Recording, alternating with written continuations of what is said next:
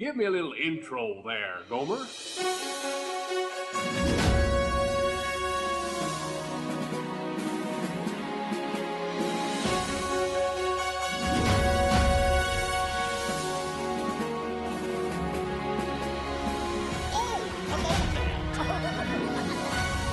no turning back now. Let's put on the show. You're listening to the Station 71 podcast. My name is Mario, and this week I'm joined by my co-hosts, Beth and Kirsten. And maybe Brian. So this week we are going to be talking about some of our predictions for the 50th anniversary. With it being right around the corner, we kind of thought it would be a fun little topic to talk about, maybe just some of our thoughts and, if or what we think they're going to be doing with the upcoming anniversary. That said, we do have a couple little news bits to dive into before we jump into that. So first up, we have on here couple little harmonious things. The massive harmonious centerpiece barge has been installed at World Showcase Lagoon. I wanted to talk about this one specifically because of how awful. Yeah, it's such an eyesore. Yeah, I really hope that they're just doing testing or something and this is going to go backstage during the day, because that really ruins the sight lines that you get at Epcot. Yeah. All the way around World Showcase.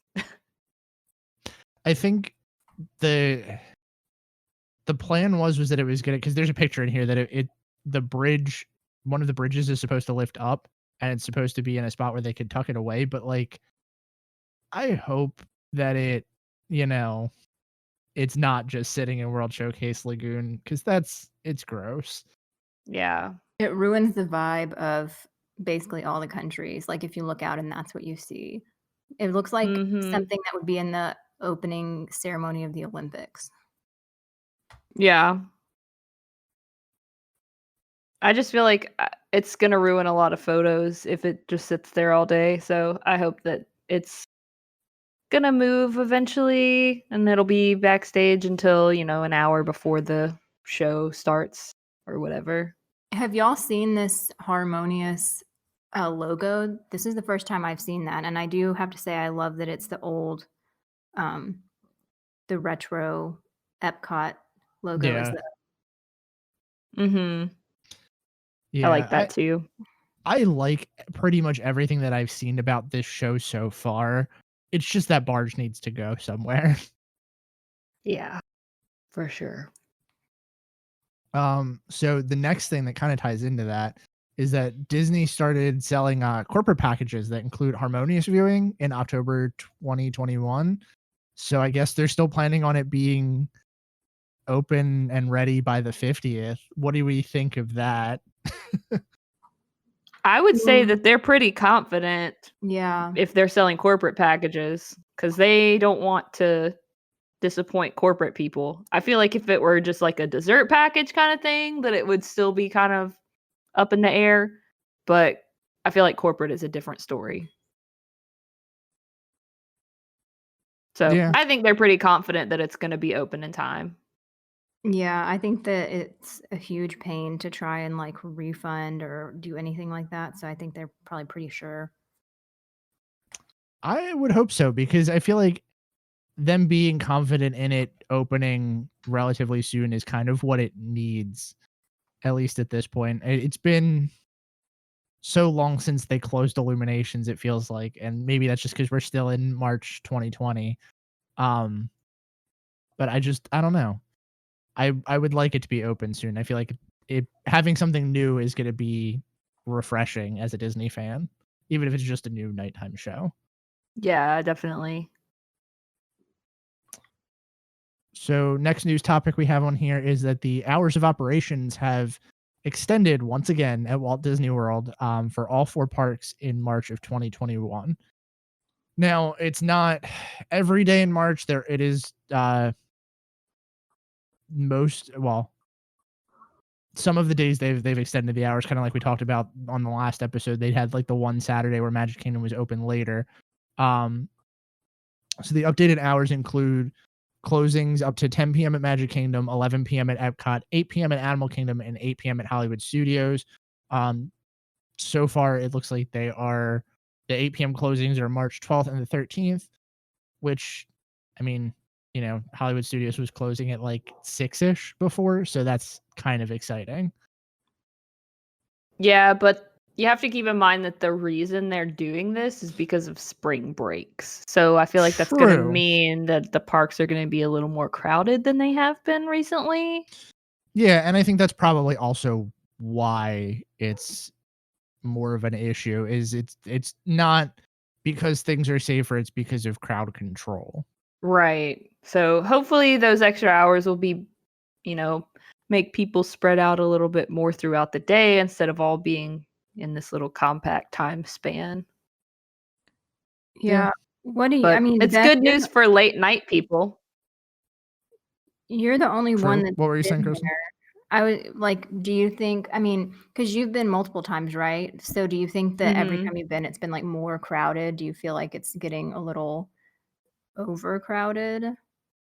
Or do you I think would it's still say fine? yes, honestly, because when I first went back in August, it was almost eerie how not crowded it was. It's the least crowded I've ever seen the parks. And then when I went back in December, it was significantly more crowded, but still not like uncomfortable. And then when I went for the day in January, it was even more crowded.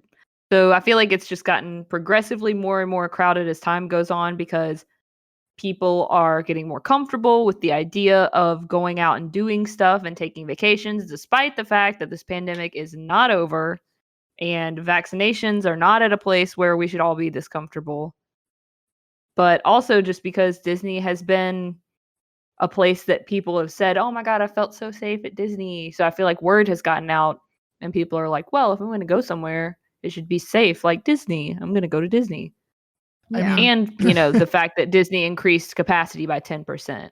So you kind of have to blame part of that on, like, not saying we're solely the ones to blame for this, but like, you know, we have been preaching the narrative that we felt safer at Disney or whatever. So definitely, we do have to and take ownership of that.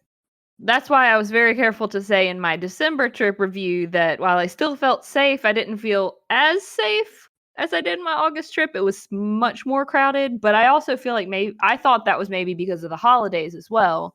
But after going back in January, I feel it's become apparent that it's not just because of the holidays. It's because it's getting busier. It's getting closer to normal, quote unquote. I mean, we're also at a point where people are probably feeling that cabin fever and whatnot. For sure, So definitely does a not factor. But also kind of tying into all of that news is that Disney has updated their mask policy to include, while at restaurants and not actively eating, guests have to wear a face mask at, obviously at the restaurants, which is, I think, is nice. I don't know how they're going to enforce this because this feels like, I feel like Disney is the only place that I've heard of that's actually doing something like this, and it'll be interesting to see how that plays out for them. I think it's a good call. Don't get me wrong.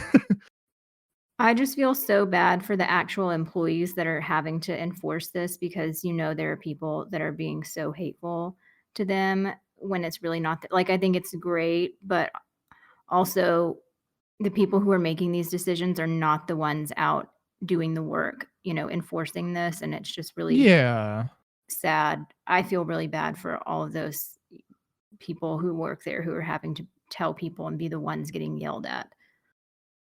But no, yeah. I agree. I agree. And I don't know. I wish I wish people understood a little bit more that it's not cast members' faults, but yeah, here we are.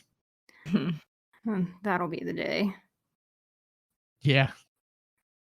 So I guess that brings us full circle to our news topic this week, or not our news topic this week, our show this week, where we're going to be talking about some of our 50th anniversary predictions. I put some stuff in here that's already been announced because I think this kind of ties into where I fall with the 50th, and I know I've been pretty cynical in regards to that. But just to kind of quickly breeze through some of the stuff that's been announced already, we have the 50th is going to last about 18 months, and it's going to kick off October 1st, which is the actual 50th. The park icons are supposed to be getting, I don't want to say a makeover because that sounds bad, but they're getting like some kind of transformation in terms of like the way that they're lit. They're calling it beacons of magic, which is going to be kind of like, I guess the way that they're illuminating them is going to make them look a little bit better. We have Mickey and Minnie are going to receive special outfits, which duh, we kind of figured that. I think that is it. I put that in there twice. So, yep, that's the 3 that I have in here.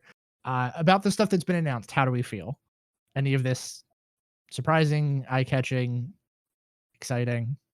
Disappointing. Well, I think, yeah, I mean, I think for the most part, they haven't announced the stuff that we really want to hear. If there is going to be anything that we want to hear to be announced, as far as if XYZ attractions will be open in time, or a parade, or will fireworks be back? Those are the things I feel like we really want to know that they haven't announced yet, if ever.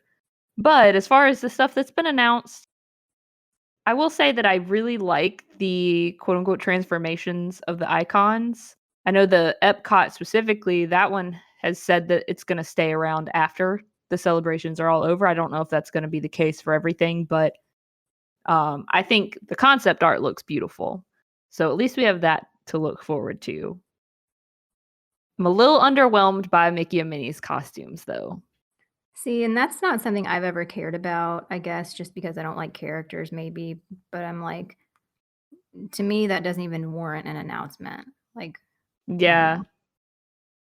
It's like they didn't have enough to fill up the space as far as announcements, so they're like, "What else can we?" Oh, yeah, costumes. We'll throw that in there. That's exactly how I felt about it. Like, to me, the fact that they even had to put this on here just makes it seem like they don't have anything else to say, and that to like, I don't know. I've been saying for a while, I feel like overall the 50th is going to be a huge disappointment, and not a lot of people are ready for that. I feel like overall it's gonna suck, and I hate to say that because that sounds like it's such a negative thing to say, but I guess. know. But looking at the positive, it's pretty much been confirmed that Harmonious at least will be up and running by then. So we will have at least one nighttime show going on, which is something we haven't had in a very long time. That's true. We'll have Remy's Ratatouille Adventure. That's opening soon, so at least that will be open for the celebration. I don't know. So I get that, and I think that like having the like some of that stuff opens great, but I also feel like, okay, the 50th was so hyped up, and I'm understanding because of the time, like it's not gonna live up to what people expect it to be, and I just think we all need to like tamper our expectations, right? Like, right, and that's what I've been saying every time that it's come up is like, I think that the 50th is not gonna be great in terms of like no big attractions are opening besides maybe Remy's, but like, okay, that's one attraction and that's an Epcot. We're going to see Harmonious open, but that's also an Epcot, and like, it's fine, whatever. But I also think that it not being as big of a deal is going to allow for it to actually be significantly better in a way, because think of it this way. If the 50th was going to be as big as they hyped it up to be, if it was going to be full of new attractions, new shows, special limited time events and everything, like everybody would be going on October 1st, right? And right. they're spreading it out over 18 months. Yeah, that's great. Like, that's fantastic. It's going to mitigate some of the crowd issues. But at the same time, like, the nice thing about all of this is that on top of having it spread out over a time period, not a lot of people are going to see that big push for the 50th because there's nothing to really promote besides the 50th. And the average guest is not going to care that Magic Kingdom is 50 years old. So I hate to say that because it sounds like I'm saying it's going to be horrible or it's going to be great because there's not going to be a lot of crowds or anything, which is kind of what I am saying. But at the same time, it's going to be nice because the people that actually care to be there just because it's the 50th are going to be there and enjoy themselves for that reason, which you would have done even if there were crowds. But this is going to give you a better chance to do that. Yeah, hopefully. That's my hope, at least. I mean, I'm not going to be there for the 50th, and I don't know. I already kind of wasn't planning on it. I want to, but as of right now, all of the time slots or all of the park reservation pass are full. So Yeah, I feel like Well, they'll open we'll more, see. right? Like, surely they'll open more. But I've also heard the rumor, which y'all may have discussed this since I've been gone for like ever, that they're going to keep the reservation system like till at least 2022. 2023 is the newest one now. So, I mean, which I don't know how I feel about that, but I'm all right with it. I mean, I don't know. So the other thing that we have on here too, I mean, our speculations are part of what we're going to be talking about, but I think we can take a look at some of this stuff. I think Beth was the one that suggested this. We do have a copy of the Disboard's rumor thread for things that are coming up. So we've got stuff in here to talk about, maybe, hopefully. yeah, and I found the 50th section in the rumor tracking thread, but it hasn't been updated in a while. People have said Paint the Night is part of the entertainment, but I've also heard Paint the Night is not because it won't fit, which I think we've discussed before. Yeah, we've definitely discussed that. So we'll see, I guess. I'm really surprised that they haven't done a nighttime parade announcement. I don't know. I feel like it's a real shame that Magic Kingdom doesn't have a nighttime parade at all anymore. It continues to be a huge disappointment to me. Okay, hear me out. Closer we get to the 50th, somebody at Disney realizes that this is an issue. They realize that Magic Kingdom has had a nighttime parade for however long. They go to the board. They say we need a nighttime parade, and then September, right before the 50th, we get the announcement Main Street Electrical is back. How disappointed are you? 100. It's the perfect excuse for them to bring it back again. And I think that would be hysterical. Like Spectro did. Well, if they hadn't destroyed all those floats, I know. I don't know that we would ever actually see Spectro back again. I think Main Street Electrical has enough history that they can keep like shuffling it back in. Spectro, yeah. They are. I like Spectro, but Spectro is the best. The soundtrack is wonderful. I never saw it, so I would be fine with it coming back if, like I said, I know that they destroyed all of the floats. So yeah. I mean, Well, do you even guys have any predictions for?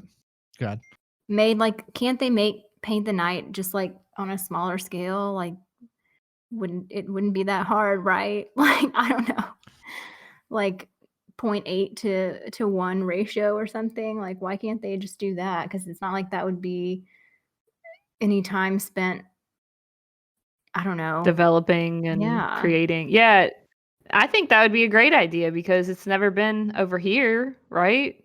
Yeah, and then you could send it to the other parks. I mean, if Magic Kingdom has that problem, I wonder if if that's a problem in other international parks like Paris or whatever. Obviously, it's in Tokyo, but like Hong Kong, I think is pretty small. Then you could send it there too.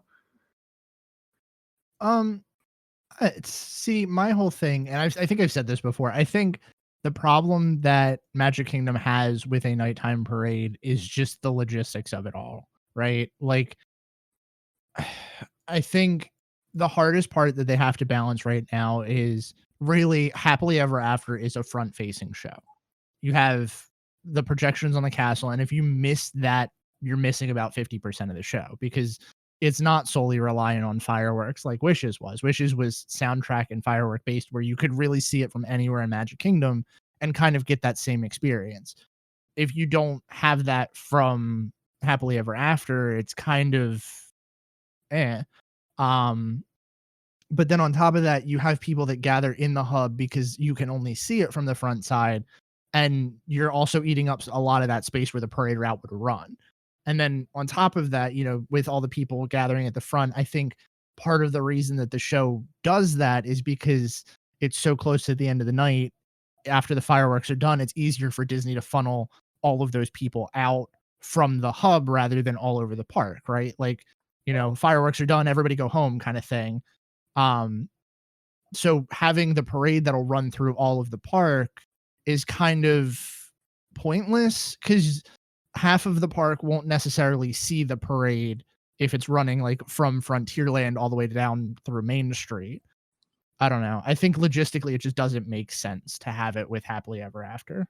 I think what you've really exhibited with what you just said is how far superior Wishes was to Happily Ever After, because Wishes didn't have these problems. So that's what I'm taking from that. But also, why couldn't they just do something like My Saikai then and have it come around the hub? And then whenever it leaves, people would automatically feel like, oh, there's more room to watch Happily Ever After, because they could crowd into the street where it had been, and then like they would feel like there was more space. You know what I'm saying? Yeah, I see what you're saying. I also think it's just like, I think it's tough because if you have a smaller parade that kind of like traps people in the hub, then like you run the risk of like, where does it start, where does it end, kind of thing. Like where would it technically begin at, Yeah. Yeah. I think we're done with nighttime parades in Magic Kingdom, at least. Not forever. Not forever, but I think it just Day-to-day. no, I don't think we're done with them forever. I just think that we've hit a point now where it makes more sense for Disney to not have one, just based on how their current nighttime routine is running, if that makes sense. Well, their And I current think nighttime routine sucks. Yeah, I mean, I'm not going to argue with that, but I think if we ever switch back to a show that doesn't rely on guests seeing that show from the front of the castle or like one specific spot, maybe we'll have a parade back. But at the same time, I don't necessarily think that that's in Disney's favor, like I said, because they can funnel everybody out after the fireworks are done. So you I think don't know. overall Maybe I'm just super jaded. I mean, I really wonder, like, if they, like, with this whole, you have to be at the front of the castle facing it to watch, like, if they've realized, like, hey, maybe this isn't the best solution, or if they're like, yes, we love this. This is all we want forever. Like, I wonder how the practice of it has lived up to the theory of what they expected. I would genuinely be curious to see what number of Disney park guests stays after Happily Ever After, because I think that would be the point that I would see if my theory is correct here. Yeah, I mean, I bet a lot don't, because I feel like you got that funneling out even with Wishes, and that wasn't even the same degree of like everybody in the same spot. Right. And that is my whole reason that I don't think we'll ever see a parade come back in like in the lifespan of Happily Ever After. It's just logistically doesn't make sense. And Disney doesn't want guests to stay later either. Like we've seen that obviously in how the hours have been shifting. Like it makes more sense for Disney to close their parks and be done with it at the time of closing rather than have those straggler guests that, I mean, I myself am definitely guilty of being. Yeah, me too. All of us. Mhm. That said, I think my favorite times are after the average guest has left and the rides are starting to shut down and you can just like quietly stroll through Magic Kingdom. Yeah. Yeah. Those tangled bathrooms, that area hits different at night. Mhm. So do we have any predictions or anything that you guys want to talk about? Like anything that you guys think may happen other than a parade? I think here's my hot take. 50th special items are going to be limited to new food items, new character costumes, and the lighting effects that we've seen. I think that's the absolute most that we're going to get. And merchandise, obviously. That's the easy outs for Disney. What do you mean? So, like, what would that not include? So No parade, no new nighttime shows other than Harmonious, obviously. I think there's no secrets at this point. I think Disney has everything on the table right now, and it's not necessarily in their best interest to tell us they have everything on the table. But I think like Harmonious is the big new show. There's no new parade, obviously. There's no new fireworks in the work besides that. I already just said that. No new shows besides like, or not shows, attractions outside of like Ratatouille. Like I genuinely think that the 50th is gonna be kind of just an average day in the park with like some frills attached. I think they're going to extend it past 18 months. I could see that. You ready for ultra cynical Mario? I think that Mhm. we are going to see the big thing is that the 50th is going to be a big merchandising event. It's not going to be, like I said, operations heavy. It's going to be more like we have all of this merchandise to sell through the 50th. And because of that, it's not going to sell because not a lot of people are going to want to go. And Disney is going to continue to extend the celebration of the 50th through the next like year after they've planned to close it. Yeah, I want. Ultra cynical Mario take. Yeah, Womp.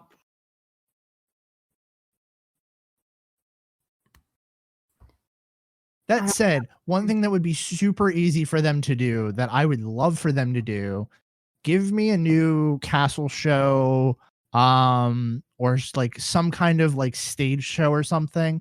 Even if that's a limited time event, that would be so easy for them to sneak in there. you know what else they could really do to capitalize is do a Disney Plus docu series about like the making of this, like the 50th. I would watch the crap out of that. The making of the 50th or like the making of the Magic Kingdom. Yeah, well, I mean, no, I'm talking about like whatever they end up doing, like, just like interviews with people who've been behind, the design of like whoever designed Mickey and Minnie's new costumes and like who did the lighting for the icons, the park icons, like the people who, the 50th is like their brainchild, especially, in a world after COVID, like looking back on doing all of this work while, the world is gripped in the vice of a pandemic. Like, I don't know. I think that this is going to be an interesting time in history anyway. And like, if they give people like sort of a backstage view of that, I don't know. I think that's something they could put on Disney Plus and people will love. I would too. I think if it's going to be more than just like these little odds and end things, I think it would hit better, but I would still watch it even if it is, like you said, just the making of Mickey and Minnie's costumes or the lighting on the icons or stuff like that. Like listen, give me a whole Imagineering story about how they just repainted the castle and I'm here for that. Like Yep. it's such a little thing, but I would watch that. Yeah. Yep. And in the coming years after this is over, if they add a backstage tour to like look at the 50th specific decorations and whatever, I would take that too.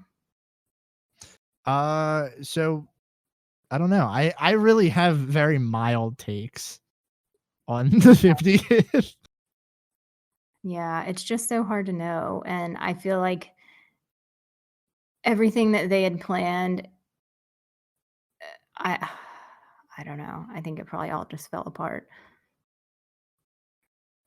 I think so too, and I think that's unfortunate because I think the 50th could have been great, but I'm not surprised that it's not shaping up to be that. And unfortunately, I think a lot of people are going to be incredibly upset about that. You know what this means, though, right? What's that?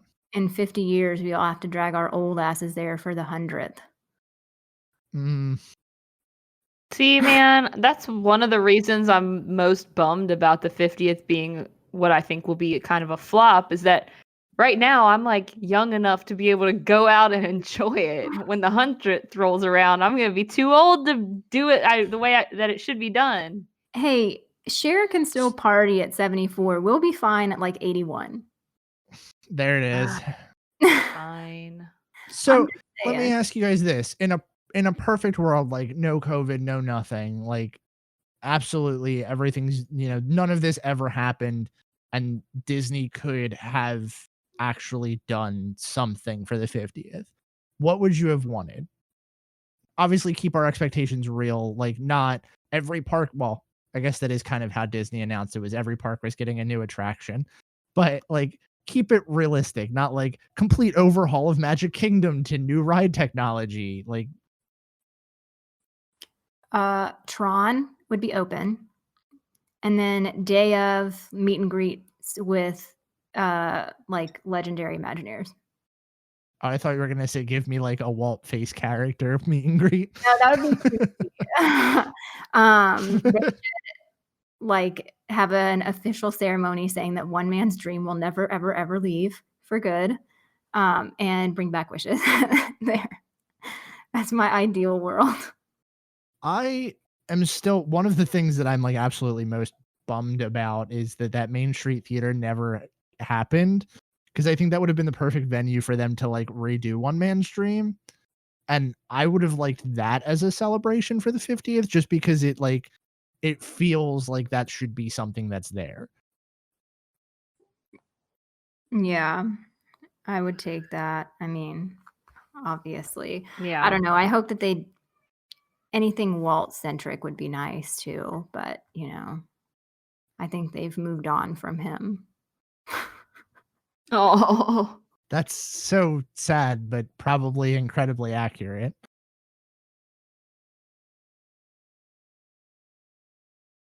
Well, if I had it my way, I feel like if the 50th was in a coronavirus free world, or a COVID-19 free world anyway, that we would have gotten updates to Fantasmic. That would have been cool.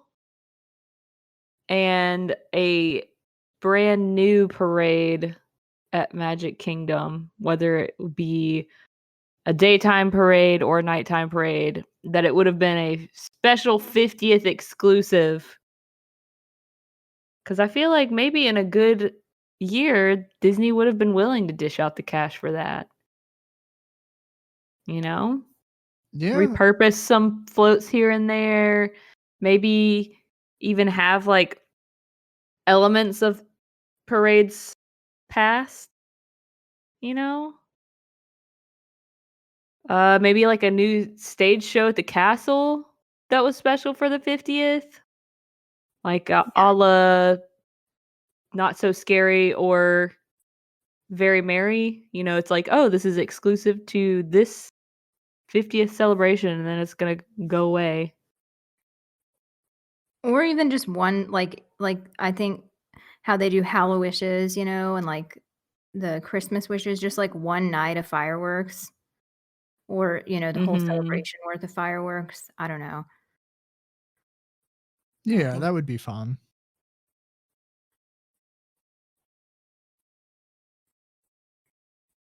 Overlay on a couple of attractions would have been cool. Ooh, what attractions like would Small you? World, maybe. Give me a reason to ride it. Give me a reason to ride it.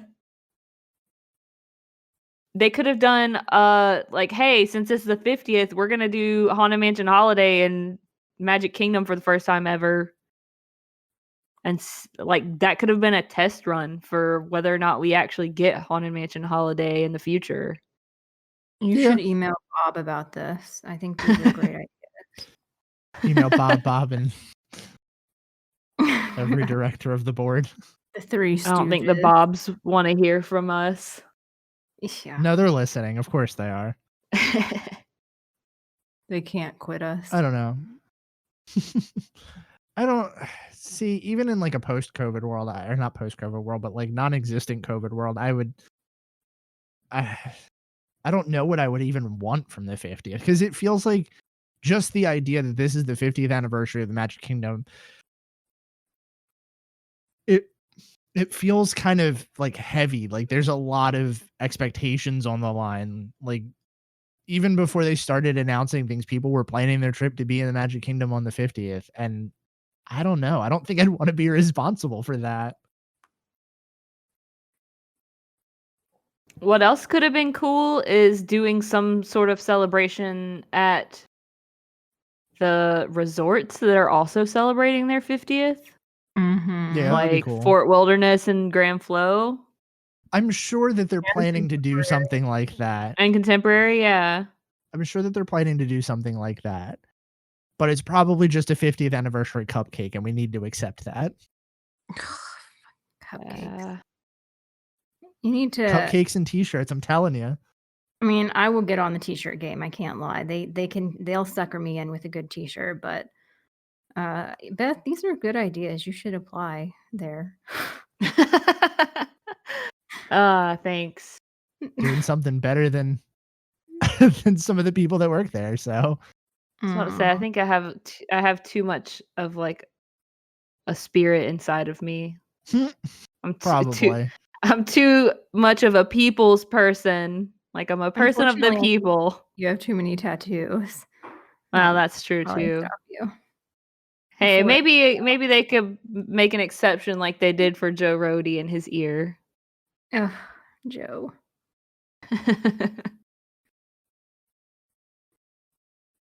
Well, I don't know. I feel bad like even saying we could probably wrap this up here because this is incredibly short, but I really don't even know what we could.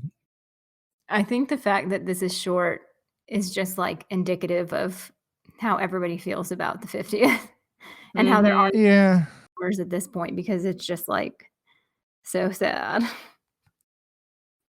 Yeah, I mean, really, it's unfortunately, I think that no matter what happened, it was just the 50th is going to be that situation where, like no matter what, it would never have lived up to the hype that everybody is kind of hoping that it would have. You know, like I think being there on the 50th is kind of its own thing, and like everybody that's there on the 50th is going to be happy that they were there on the 50th. But outside of that, like that's probably all it's really going to be.